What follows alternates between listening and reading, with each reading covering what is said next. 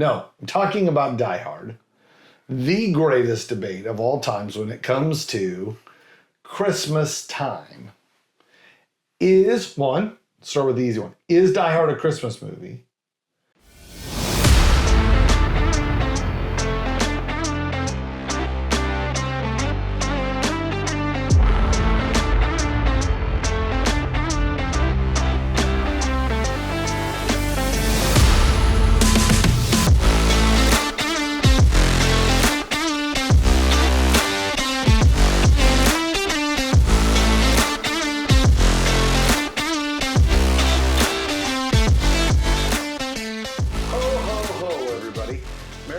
From the Noble Dram. Aaron Gavin here. Thank you so much for joining us here on Christmas Day. So, we hope you are at a point now where the packages are all opened. You've even had a chance to pick up all your wrapping paper, stuff in the trash bag. Hopefully you didn't forget the batteries. Or you threw away the Barbie shoe and you've dug back through your trash can looking for it.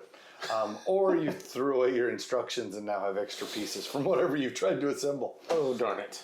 So to start off tonight, we thought it only fitting to start this in a truly Christmas way. So Gavin, take it away, my friend. All right, so we're going to do a little reading session here. I'm going to read the Christmas story. All right, here we go. On the same night, under the same starry sky, not too far away, there were shepherds taking care of their flock during the night watch. It was an ordinary night, as the animals quietly grazed, but soon this ordinary night was interrupted by glory. Something caught their attention. Suddenly, the shepherds realized that they were no longer alone in the field that night. An angel stood before them. The shepherds were terrified, and the angel confronted them, saying, "Don't be afraid. I bring you good news. Tonight, a Savior has been born in Bethlehem. He is the Messiah, and he was born for you." The angel told the shepherds exactly where to find the baby boy. This gift of hope come to earth. He would be wrapped snugly in cloth and laying in a manger in a nearby stable in the city of David. In a blink of an eye, a glorious multitude of the heavenly host appeared, surrounding these humble shepherds in glory. With their voices, they lifted up an angelic song of praise to God. And in that breathtaking moment, the heavens boldly proclaimed the glory of the one who not only knew the stars by name, but also knew the names of the humble shepherds in the field. What a great way to start an episode. So, it's Christmas Day.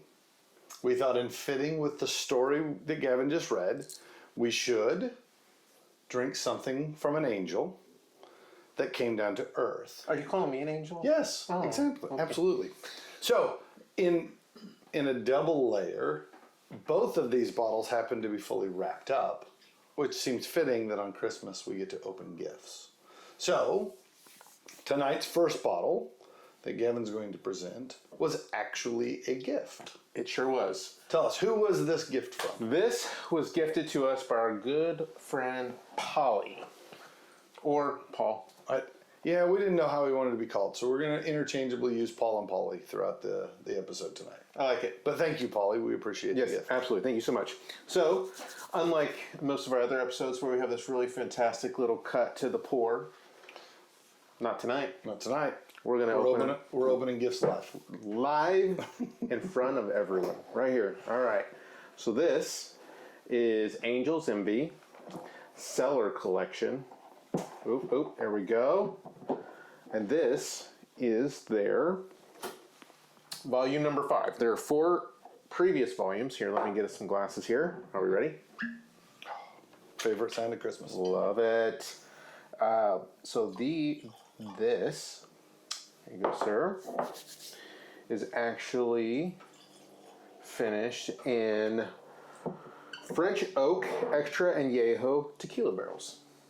Nice. Yeah. So it's like a Mexican Christmas. Yeah. Feliz Navidad. Feliz Navidad. We have this weird habit of repeating each other, which we've got to figure out how to break. But why would we want to break it? We'll get there. We'll get there. One of these days we'll get good at this. So this is a blend of 7 and 11-year-old rye Okay. Finished for up to 12 months in French oak. Oh, nice. Yes. We are sitting... So not just tequila barrels, but French oak tequila barrels. Yes. All right, gotcha. Yes. This is coming in right around 104.2 proof. Yeah, it's got a little heat on the nose for sure. So we're starting above 100 today. Okay. So a little bit about Angel's Envy. They are located in the heart of Louisville. Not Louisville, but Louisville. I'm pretty sure they call it Louisville Slugger. Just throwing that out there. Just throwing it out there. Not... I'm sure I'm wrong, but I'm still throwing it out there. Hey, can we tell the folks what we did on the way to Angel's Envy a few months ago? Yeah, so we found ourselves in Louisville. Did I say that right? It's pretty close. Louisville, whatever. And our buddy Andy, we had just a little bit of time in the midst of the day, and so we said, hey, we'd love to run over to Angel's Envy. But it was a longer run than any of us wanted to take. And Andy really wanted to take the electric scooters around town. So yeah, 3 grown men piled onto electric scooters and zipped all over town. We had to look ridiculous. Oh, but it was so fun. Actually, that was not the highlight, but a fun highlight of the trip. Yeah, it was a trip full of highlights. Anytime you go drink whiskey for 3 days, you're bound to have a highlight or two, for sure. Absolutely. So, founded by the Henderson family. I think that they were really looking at doing something back in 2010, but it really kind of launched in 2011. Okay. And then the distillery, I believe, opened up in Louisville in 2016.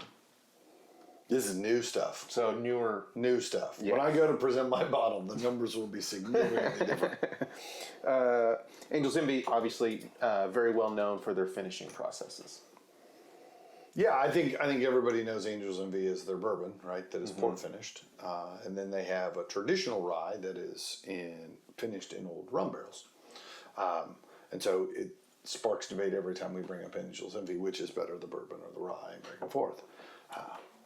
This is another deviation from that. Yes, sir. So, I got a question. Okay. Sitting here talking about Angel's Envy and the story, the Christmas story, traditions come to mind. Yeah, it's Christmas Day. It's Christmas Day. So Christmas is all about traditions. So can you give us a little peek behind the curtain of some family traditions that you might have had growing up, or even traditions that you have with your family today? Besides me coming over and drinking whiskey. Yeah, well, it's my new favorite tradition. Or my favorite new tradition. I don't know how we would word that. So we grew up, there was a handful of things that just seemed every year we did, right? We woke up Christmas morning, and Mom had always made what we called monkey bread. Oh, yes. I've heard it referred to as other things, like pull-apart bread, but it was basically a cake pan full of red bread rolls covered in butterscotch and caramel and pecans, and I mean, it was an absolute horrific mess on a plate, but it is so delicious.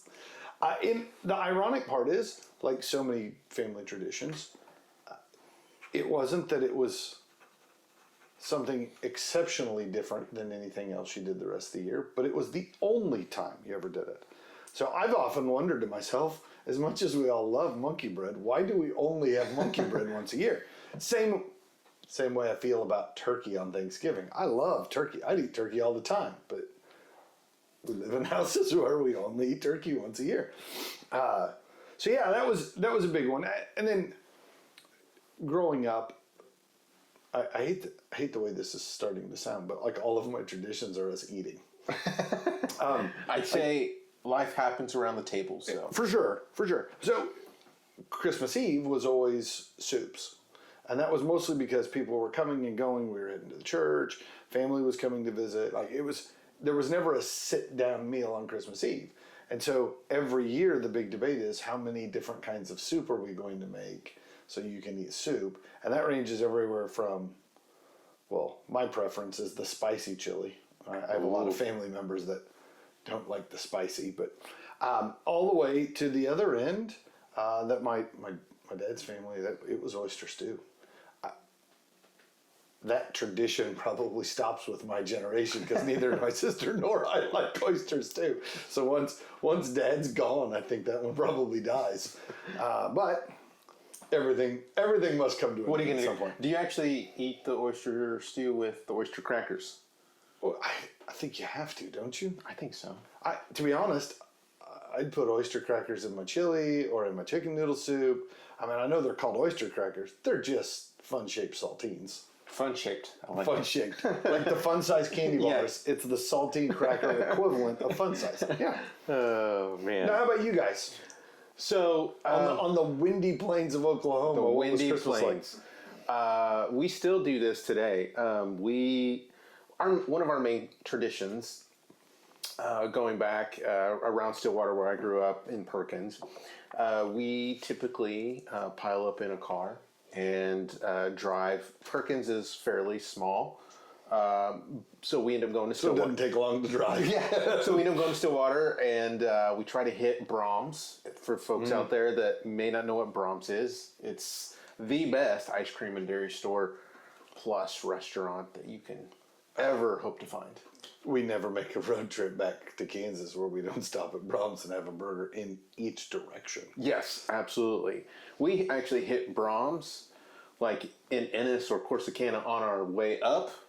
And then while we're there, we hit it another 2 or 3 times. And then on the way back down, I mean, we eat Brahms. I honestly believe that's a good chunk of the reason my daughter did not move back from Dallas when she got done with college, is that we don't have Brahms in Houston, but they do in Dallas. And so she stayed up there just so she could have Brahms. I mean, I do the same thing. So We'll have to ask her. Yeah, we'll yeah. have to ask her. So we try to hit Brahms right before they close on Christmas Eve. And then we do Christmas lights. We drive around and look at all the Christmas lights in and Do you around. take your Brahms with you when you go looking at Christmas lights, or is it a dinner then a show? Dinner, show, and a shake on the drive. Ooh. Yeah, so we started the tradition a long time ago that when we go look at Christmas lights, we go to Dairy Queen and get a Blizzard. Obviously not having Brahms in Houston. It's almost appalling to most of my family who lives in bitter cold weather during the winter that we stop to get ice cream to go look at Christmas lights. But it's the only thing that makes it feel Christmassy. Right. We crank the AC up and put on a Freeze out. sweater and we eat ice cream and drive around and look at Christmas lights throughout town. I love it. I love it. So that's one of our main Christmas traditions. That's a fun one. Yeah. It's a fun one. You know, most people don't have traditions that suck. I mean, that's kind of the point of a tradition is you repeat doing the things that are fun. But That's right. so, were you a late night Christmas Eve service family, or were you a earlier Christmas Eve family? We are you talking about like Going to church? so because we travel, we don't typically go on actual Christmas Eve. But Wait, when do you sing Silent Night? well, in the car. Didn't show up while you're eating your milkshakes. Yeah, makes that's sense. right. That's right. No, we blare Christmas music. Oh, Silent Night. It's an odd refrain. Yes, yes. So let's get back to the whiskey. Okay. All right. All right. We digress.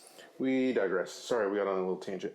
So my bottle, I want to hear a little bit about what you get on the nose. So, I mean, I don't think there's any mistaking this right off the bat that this is a rye whiskey, right? There is hints of that kind of citrusy agave note that come from the tequila barrel, but I won't say it's pronounced, right? It's subtle on the nose. I get far more of rye spice. I get far more of like that simple, light oak flavor. I'm not an over oaked guy, right? So this is not over oaked, but it's light.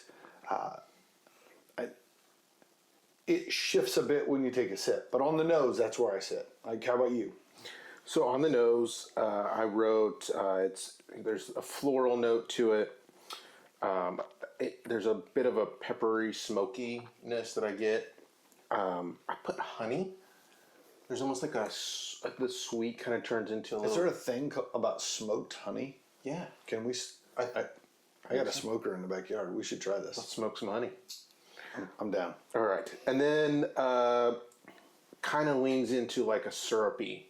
I mean, honey and syrup can go hand in hand. So Yeah, so for me, I think the thing that kept me from leaning honey was I don't think it's as sweet on the nose as honey tends to smell.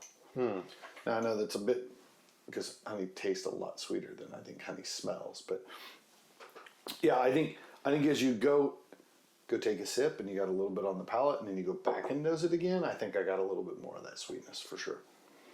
right on. Now on the palate, do you think it stays with that, or is it shifting on you just a little bit? I think it shifts just a little bit. I do get kind of that peppery spice, kind of that peppery smokiness that I got on the nose. That follows through, I think. I get a little bit more like creaminess to it on the palate. Yeah, from just a feel alone, right? Yeah. There's an oiliness about the sip and the finish. Mint shows up on the palate to me. Light, not overpowering, but it's there. And the agave takes a much more pronounced flavor. And I get that lime, citrusy kind of agave note that shows up. But it's got it's got that sweetness, right? Like that sweetness that runs through. Reminds me a lot of a variety of cocktails, right? That have a little bit of either demerara sugar or honey that gets mixed in with a little bit of a citrus note on a whiskey. Like that, this kind of's got a little bit of all of that. Not as sugary and sweet, not as bold a citrus as you would get in a cocktail. But this hints at cocktail in a glass for sure. Ooh, I like it. I also put tobacco. I think there's a tobacco note that kind of lingers in there a little bit. And you're gonna make fun of me. Probably. I also put like a jalapeno. Yeah, you're right. You're right. I'm gonna make fun of you. There's no jalapeno in there. I think it's just a little bit of that. It's just reminding you of fajitas. Yeah, is what it is. I mean, this is a fajita. This would be good with Mexican food for sure. Oh, I know what we're gonna have for dinner.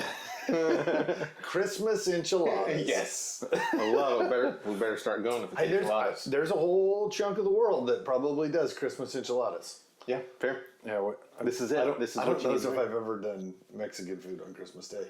This will be a twist. Yeah. This will be fun. All right, cool. This will be a new tradition. Ooh, I like it. And then on the finish, what are you getting on the finish? So I actually think the finish mimics the palate quite a bit.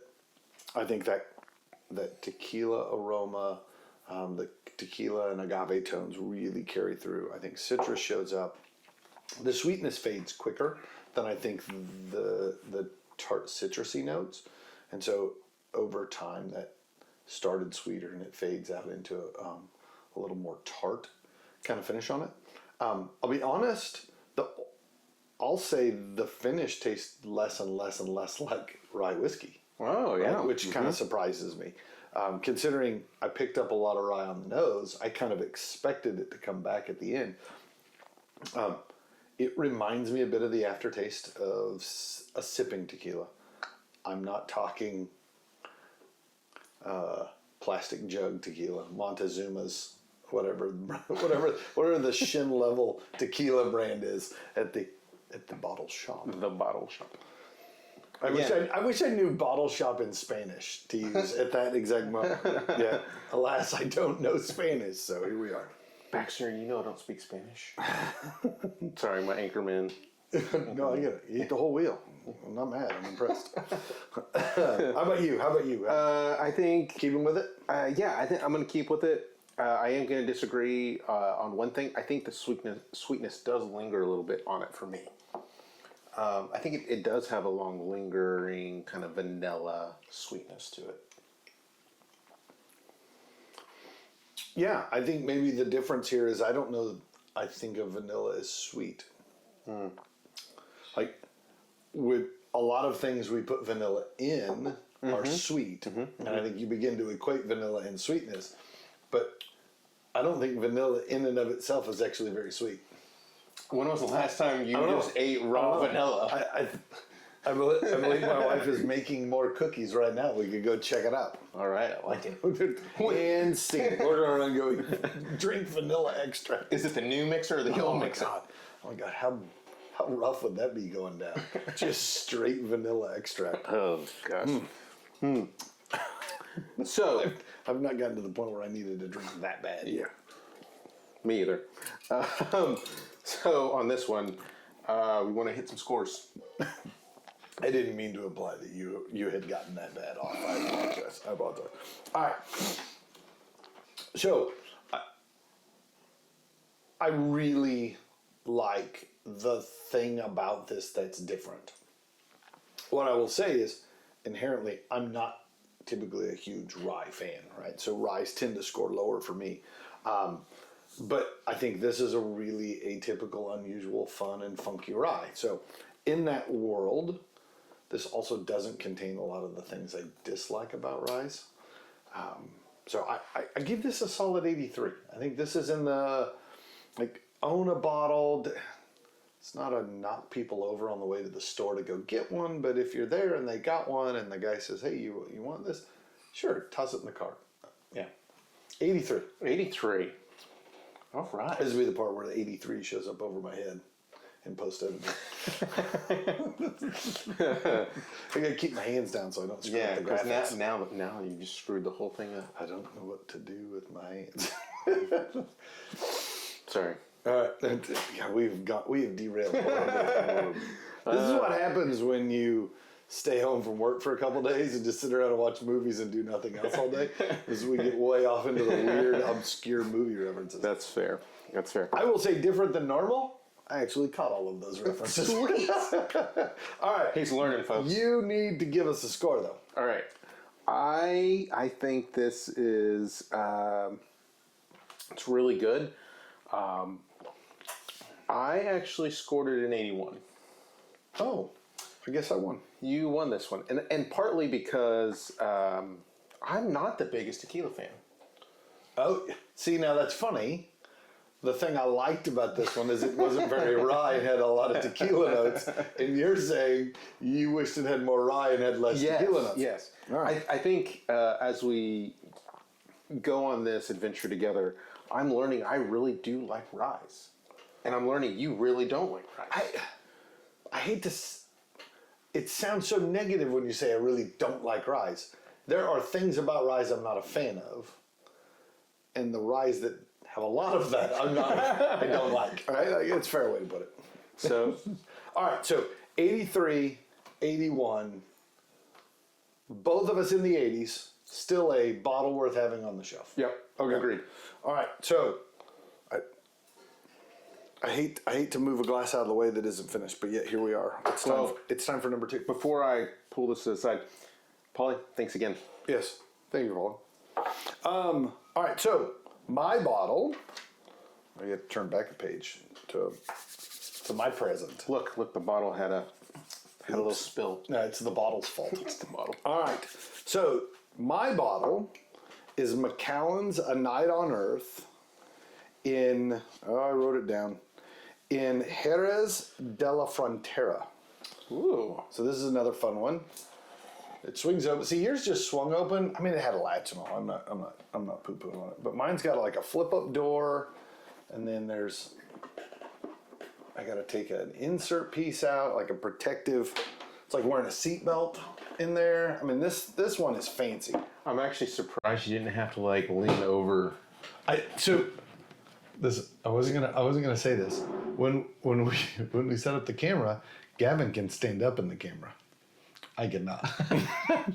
So Gavin had the option of standing up to open his bottle. If I stood up, you would see the bottom half of the open bottle. All right. So Macallan's A Night on Earth. Yeah, there we go. Now it feels Christmas. Yeah, we gotta get that going. A Night on Earth. So The Night on Earth is a multi-part series. This one happens to be the 3rd release. They actually just released their newest version. It was brought out to be a homage, if you will, to New Year's, which we know is not until next week. But we were trying to keep with the story of the angels coming down to Earth, and so we needed something that said Earth.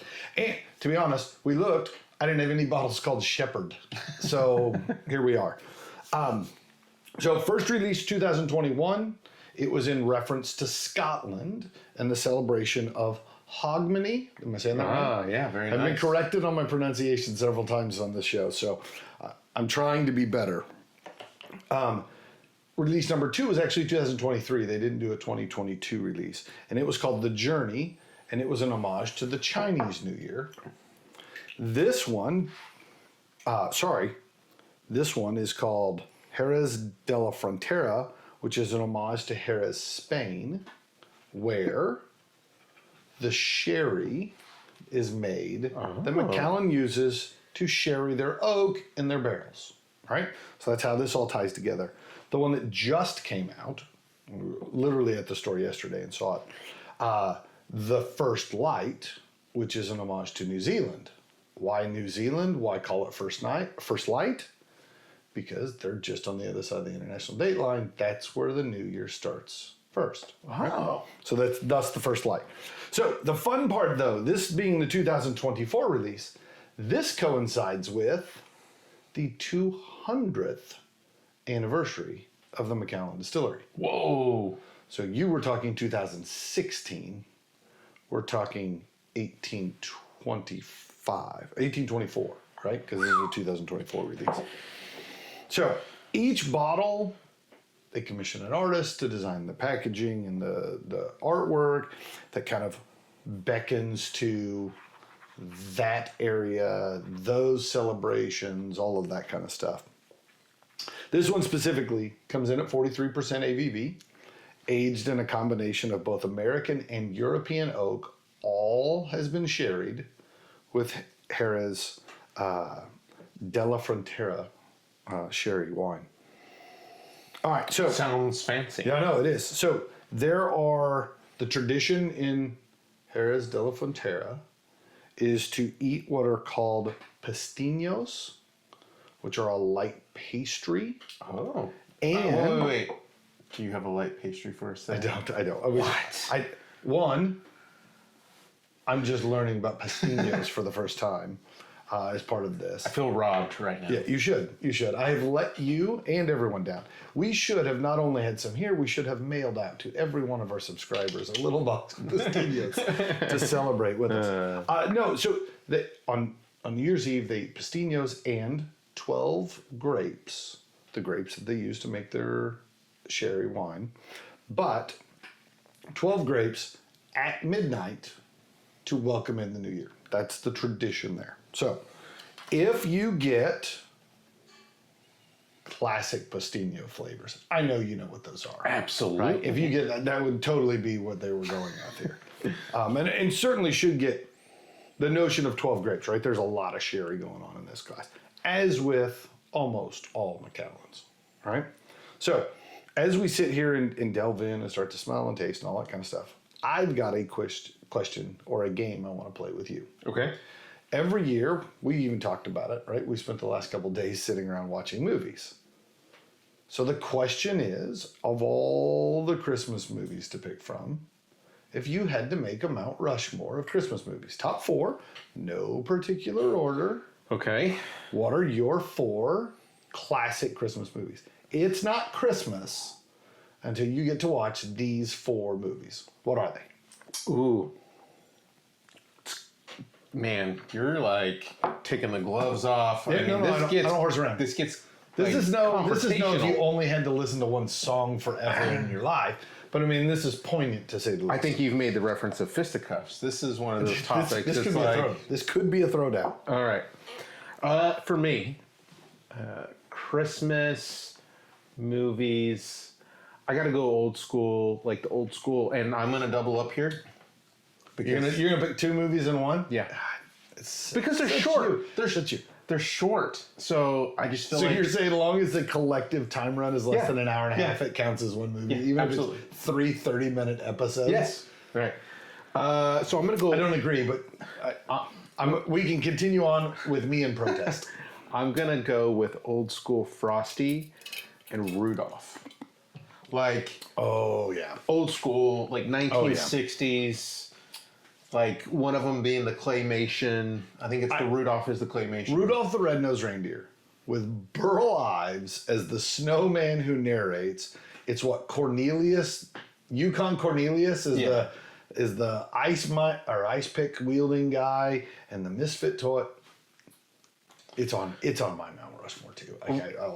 I'll sneak peek as to where this is going. That's a great one. Like I can't get through to Christmas until I see that. When you said old school, I thought you thought I meant the movie Old School? No, that would be horrible. That's not even close to a Christmas movie.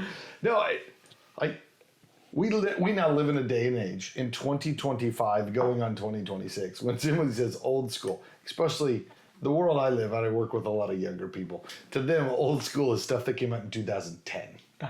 2005 is ridiculously old. I mean, it's 20 years ago. I don't know what year Rudolph the Red-Nosed Reindeer with Burl Ives came out, but it had to have been the 60s or 70s. I think it's the 60s. It is old school. It was old. It's older than me. I know. That's ridiculous. Yeah. Old. It's older than this whiskey. Yeah, that's for sure. Yeah. There's no age statement, so we feel fairly confident this was distilled after the 60s. Fair. All right, so your conglomeration of all old school childhood movies and TV shows. Yep. That's one. I'm going to go Santa Claus, or the Santa Claus. Oh, the Tim Allen? Yes. Oh, the scene where he shaves his beard and then just right back is hilarious to me. Can't get over that. Home Alone. Like, classic for me. I mean, Home Alone 1, John Candy, like, I actually just watched an interview where John Candy only spent one day on set for all of his little parts and pieces of that movie. This may come as a shock, but there are several. If you really delve into fun Christmas time movies, John Candy shows up in a lot. He does, yeah. Like a surprisingly large quantity. Yeah. Planes, Trains, and Automobiles. One of my favorite movies of all times. But I don't think of it necessarily as a Christmas movie. It's totally set at Christmas time, and it's all John Candy. There you go. What do you do? I'm going to go, I got one more, right? Because I did Old School Frosty and Rudolph, Home Alone, Santa Claus, and I'm going to be very controversial here for folks that may not know this movie, Prancer. You're like, what is that? What the hell are you talking about? It's Prancer? Prancer. I'm going to have to write this down and go watch it. Yeah, it is. Prancer? Yeah. It sounds like a horror film. No, you'll find a few folks in there, some actors that you will know for sure. Like Sam Elliott is in that movie. Prancer. Yeah. This sounds like a movie in which like one of the reindeer goes berserk and starts killing people. No, he actually... And he's like stalking people and they're running through the snow. Yeah, we're gonna reshoot a movie called Prancer where it's gonna be a horror film. Is there an honorable mention beyond those four? So somebody out there might have actually seen Prancer. Good Lord! I have some runner-ups here. Elf. We talked. Elf shouldn't be in the runner-up category. Shouldn't. Elf is in the Mount Rushmore, dude. It is so good, but it really came after like my formidable years. It's okay to embrace new. It doesn't have to be old. I did Charlie Brown's Christmas. Yeah, I can certainly see Charlie Brown Christmas on the honorable mention. It is on my list of honorable mentions as well. Actually, to be honest, with the exception of Prancer, all of your picks were either in my Mount Rushmore or in my honorable mention category, so I can't fault them. All right, so for me, we talked Rudolph, classic misfit toys, the one elf that wants to be a dentist, hilarious to me. Elf, in the world of new Christmas movies, has been the best Christmas movie that's come out in years, right? I can't imagine going through Christmas without watching Christmas Vacation. Cousin Eddie, out with the RV, everything about it. And then, I mean, TBS plays it for 24 hours straight. The Christmas Story of the Red Ryder BB gun. Don't shoot your eye out. Shoot your eye out. I mean, it's quintessential Christmas to me. Now, it's set older than me, right? It's a look back. I'm not quite that old. But yeah, the year that movie came out, we showed up for Christmas at my grandparents' house, and my dad brought a copy of the tape because he wanted to share it with everybody. And then we got there, and every one of his brothers and sisters had also brought a copy of that tape because they thought it was so funny they wanted to share with everybody. So yeah, to me, across the board, that one has to be on the list. Those are my 4. The honorable mention that I don't think gets enough credit, but is a wonderful holiday movie because I think it bookends the holidays beautifully. The Nightmare Before Christmas. Ooh. It is a great Halloween through Christmas Day movie. You can watch it at any point in between. That one is my honorable mention. We'll get back to the one we didn't. We'll get back to the one we didn't mention. Oh, all wow. right. So hold up. This was my pour, so that means you have to give notes first. All right. This drastic. Oh, pastinos. Drastic. Pastinos all over this. Drastic difference between the two, right? Obviously. This, like, it's almost like... It's everything the first bottle wasn't. yeah, it's like cutting into a beautiful grilled steak. I mean, it's so tender. I'm shocked. It's I'm so not tender. sure where you're going with it. It's like buttery. Garlic butter on there? Yeah, Like, it's buttery, man. It's raisins. It's oatmeal cookie. Mm-hmm. Like, I mean, it's just... This bottle tastes like Christmas in a glass. Yeah. It is sweet, it is warm, it is Like inviting, it is welcoming. You got cinnamon, you've got raisin, right? You mentioned. You've got a much richer honey note, right? I think of, we don't live in a world in which fruitcake is a big thing, right? But like that fig, we had a buddy, Bill, if you watched episodes, we've talked about Bill before. Bill is, I'm going to be correct, he's full-fledged coon-ass. I mean, he's Louisianan backwoods. Bill would cook a squirrel just as much as anything else in his pot of gumbo. But that boy can bake. And he showed up one day with this spiced fig cake. Oh, yeah. That was phenomenal. This reminds me of spiced fig cake, right? Yeah. That rich, spicy note of cinnamons and nutmegs and maybe even a little bit of anise in there. But yet at the same time, this fruitiness of fig. The nose on this alone it's Christmas perfume. Let's just be honest. Christmas perfume. I like All right, but it. when you step into the palate, does it deviate? Does it just hone in on that same thing? I think it hones in. I think it's sweet. There's a bit of an apricot note. I still get a little bit of that kind of oatmeal flavoring to it. Once you said fig, like it's all over the place. it's all over the place like that. So wrote that down. Yeah, it is. I mean, it's Scotch, so I get a little bit of that shortbreadness. A nutty flavor. Yeah. I think it's more of a nutty flavor. I think you're right. So my wife, in preparation for Christmas, started baking Christmas treats. My wife, she started baking Christmas treats, and one of the things she made is these candied pecans that have got all sorts of candied stuff on the outside, and then she roasts them until the pecan is like buttery soft on the inside. Right? It's no longer crunchy. The bitterness of the pecan is gone, and you're left with this beautiful sugar char kind of thing going on. I get that kind of roasted nuts. I don't know if it's pecan specifically because there's the bitterness of a pecan isn't here. Agreed. But yeah, the little cart they put in the middle of the mall at Christmas time where they're just selling roasted cashews and almonds and pecans. I get that all over the palate. Buc-ee's. Oh yeah, with Buc-ee's is a year round, right? Yeah, like you walk into Buc-ee's. It's July 4th. Come on in and get some roasted nuts. Get your barbecue, Yeah. your roasted nuts, your fudge, all right there, all packaged together. It's a great stop. Oh my gosh. It is the closest to a can't miss while out on the road Brahms is Oklahoma, Buc-ee's is Texas. Absolutely. The difference is Brahms is kind of limited on where they're going. Buc-ee's are like, we'll go anywhere. Oh, yeah, because Brahms, they have to be a certain mileage from Tuttle, Oklahoma, because that's where their dairy farms are. Yeah, it's because they don't have cows anywhere else in the country. Absolutely. Yeah, that makes sense. Quality.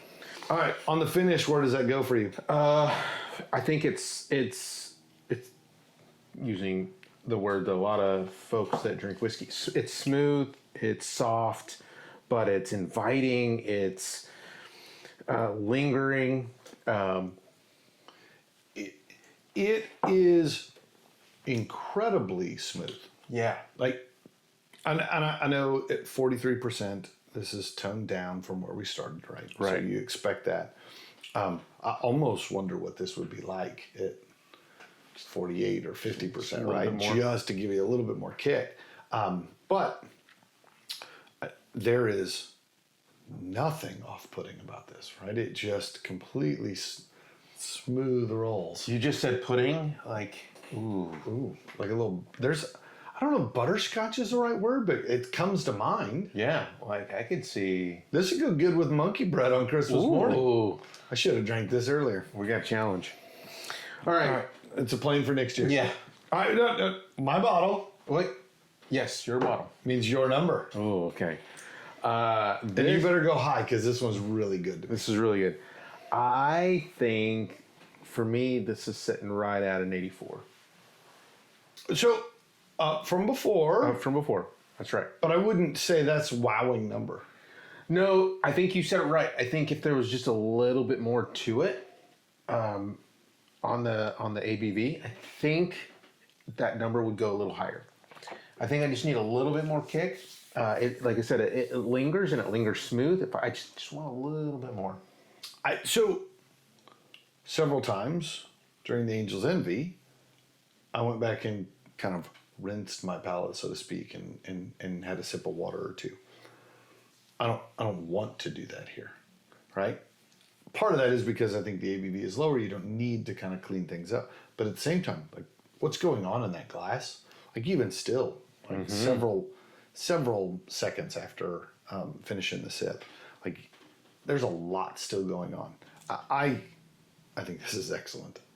I don't know what the record is for highest score we've given to date, but I'm pretty sure 91 is the highest I've given.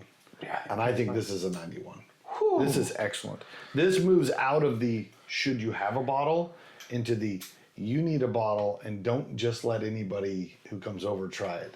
This is for close friends, family. This is for special occasions. This is a delicious. He's going to hide this bottle in his safe. It's hard to hide because it's a big box and it's very bright and colorful. I'm going to have to work at hiding it, right, for sure. It's going to get tucked away all the way up at the top shelf so nobody can reach it. Up in the attic. No, don't store your whiskey in the attic. Gavin, temperature control. You're pointing people in the wrong direction. Temperature controlled attic. All right. 84, 91. We both moved up on this one. What I'll say is, if we were drinking it on Cinco de Mayo, that might have been my lean. But on Christmas Day, Macallan's Night on Earth is absolutely phenomenal. All right, so we talked about movies earlier. Uh-huh. I don't want to move past the obvious question. What's that? Every time you talk Christmas movies, somebody raises the question. Oh, I know where you're going. What about a movie that isn't really Christmas themed, but yet set at Christmas time? Yes, I'm talking about the movie Dutch. Oh, I thought you were going Harry Potter. No, neither. Actually, Dutch is a great Christmas movie. You've never seen it. Ed Reed putting that ring imprint on that dude's forehead, hysterical to me. No, I'm talking about Die Hard.